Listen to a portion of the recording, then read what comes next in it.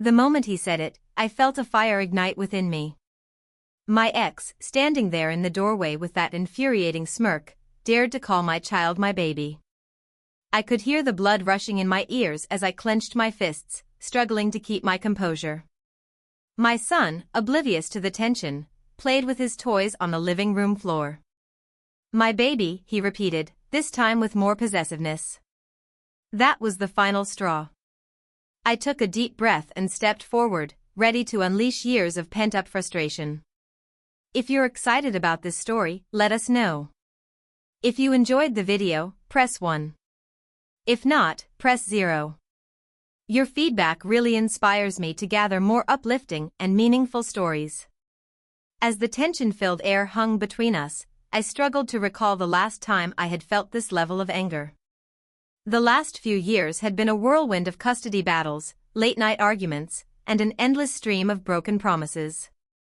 My ex, Daniel, seemed to take pleasure in pushing my buttons, but this was different. He was crossing a line that I had drawn very clearly. "Daniel, what are you doing here?" I managed to say through gritted teeth. "I just came to see my baby," he replied nonchalantly, his eyes flicking towards our son Ethan, who was now looking up at us with wide, innocent eyes. "Your baby?" I repeated, my voice rising. "You lost the right to call him that when you walked out on us." Daniel's expression darkened. "I'm still his father, Audrey. You can't change that. Being a father is more than just a title," I shot back. "You haven't been there for him. You don't get to just waltz back in and act like nothing happened." Ethan, sensing the escalating tension, started to whimper. I quickly knelt down and scooped him into my arms, holding him close. "It's okay, sweetheart," I whispered. "Mommy's here." I looked back up at Daniel, who was watching us with a mixture of anger and something else I couldn't quite place. Regret, maybe? It was hard to tell. "Audrey, I just want to be a part of his life," Daniel said, his voice softer now. "I know I've made mistakes, but I want to make things right." I shook my head, the anger still simmering beneath the surface. "It's not that simple, Daniel. You can't just show up and expect everything to be okay. You have to earn it." Daniel looked like he wanted to argue, but then he seemed to think better of it. He took a step back, his shoulders slumping slightly. "I understand," he said quietly. "But I'm not giving up. I'll do whatever it takes to prove to you and Ethan that I'm serious." With that, he turned and walked out the door, leaving me standing there with my heart pounding and my mind racing. I looked down at Ethan, who was now playing with a toy truck, blissfully unaware of the storm that had just passed through our living room. I knew that this wasn't the end. Daniel would be back, and we would have to face this challenge head-on. But for now, I was determined to protect my son and give him the stability and love that he deserved. No matter what it took. If you're excited about this story, let us know. If you enjoyed the video, press 1. If not, press 0.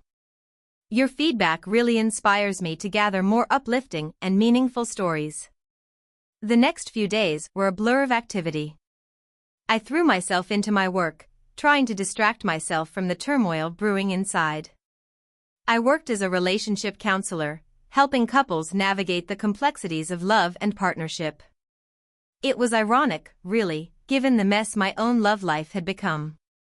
One evening, after a particularly long day at the office, I sat down with a cup of tea and my laptop, scrolling through emails and catching up on paperwork. My phone buzzed, and I glanced at the screen to see a message from Daniel. "Can we talk?" I stared at the message for a long moment before typing a response. "About what?" A few minutes passed before his reply came. "About Ethan. About us. I want to make things right." I sighed and set the phone down, rubbing my temples. I wasn't sure if I was ready to have this conversation, but I knew that it was inevitable. If there was any chance of finding a way forward, we needed to talk. The next evening, after putting Ethan to bed, I sat down on the couch and dialed Daniel's number. He answered on the first ring. Audrey, he said, his voice sounding almost relieved. Thank you for calling. Let's get one thing straight, I said, cutting him off. This is about Ethan. Not us. There was a pause, and I could hear him take a deep breath. I understand, he said finally. But I think it's important for us to talk about everything. We can't move forward unless we address the past. I closed my eyes, feeling the weight of his words. He was right, of course. But that didn't make it any easier. Fine, I said. Let's talk. Over the next hour, we rehashed the past, the pain, and the mistakes. Daniel admitted to his shortcomings, to the times he had failed both me and Ethan. He expressed his regret and his desire to be a better father, to be a part of Ethan's life in a meaningful way. I listened, my emotions a tangled mess of anger, sadness, and a glimmer of hope. By the time we ended the call, I was exhausted but felt a sense of clarity. This was going to be a long, difficult journey, but for Ethan's sake, it was one I was willing to take. The following weeks were filled with cautious steps towards rebuilding trust. Daniel started showing up regularly, spending time with Ethan and gradually becoming a presence in his life. It wasn't easy, and there were moments when the old anger flared up, but I reminded myself that this was for Ethan. One Saturday, we decided to take Ethan to the park together. It was a sunny day, and Ethan was excited to have both of his parents there. As we watched him play, I found myself feeling a strange sense of peace. Thank you for giving me this chance, Daniel said quietly, standing beside me. I know I have a lot to make up for, but I'm committed to being here for him. I nodded, my eyes on Ethan as he climbed up the slide. He deserves to have both of his parents in his life, I said. But this doesn't mean everything is forgiven. You still have a lot to prove. I understand, Daniel said. And I'm ready to do whatever it takes. As I watched Ethan's joyful laughter fill the air, I felt a glimmer of hope. Maybe, just maybe, we could find a way to co-parent and give our son the happy childhood he deserved. If you're excited about this story, let us know. If you enjoyed the video, press 1. If not, press 0. Your feedback really inspires me to gather more uplifting and meaningful stories. Months passed, and slowly but surely, we started to find a rhythm. Daniel and I were able to communicate without the past's bitterness poisoning every interaction. We attended co-parenting classes together, learning how to work as a team for Ethan's sake. Ethan, for his part, seemed happier and more settled.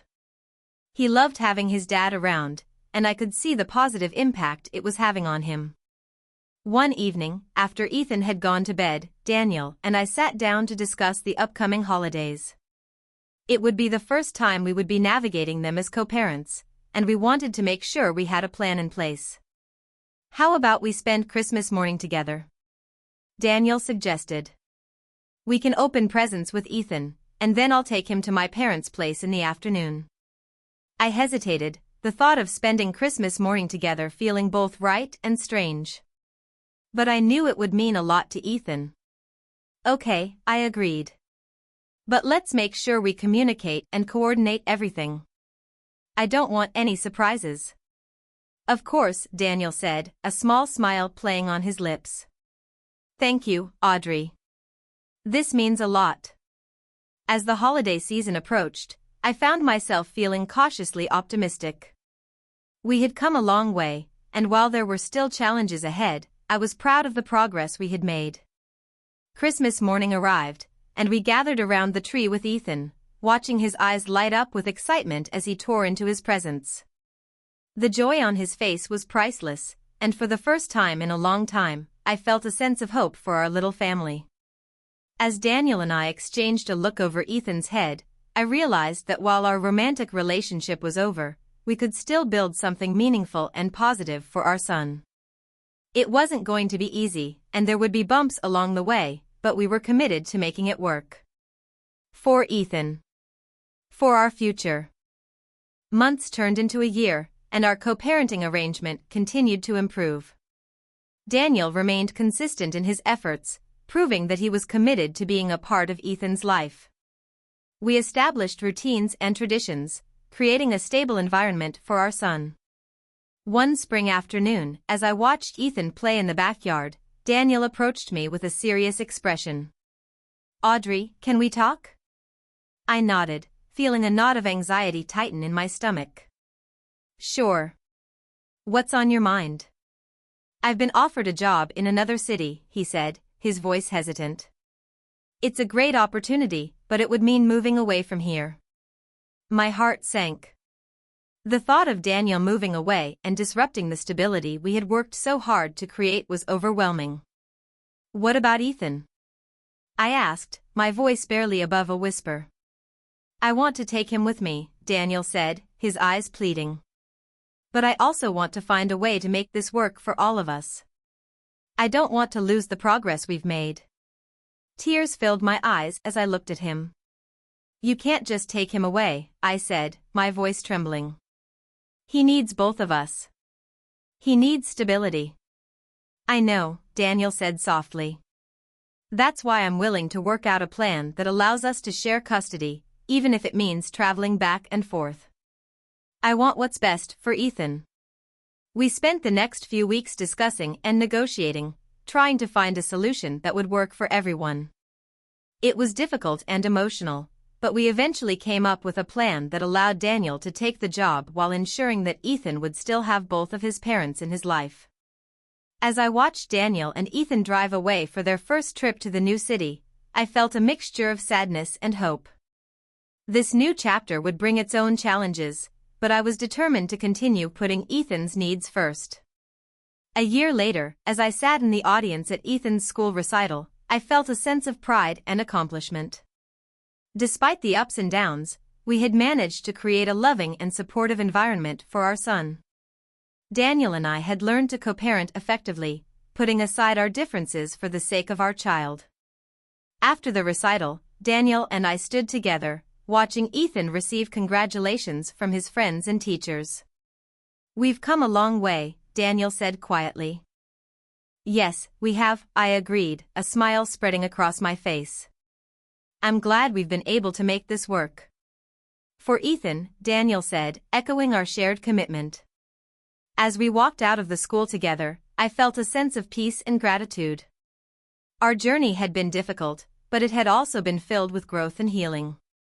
We had learned to navigate the complexities of co-parenting, and in doing so, we had created a brighter future for our son. My videos are educational. You listen to these stories and learn from other people's mistakes. We analyze people's behavior. My content can't be called formal or automatic, because all the stories are written and I compose them myself. Thanks for your comments and subscribe to my channel. I try to make interesting videos for you. Your likes and comments inspire me to create the next videos.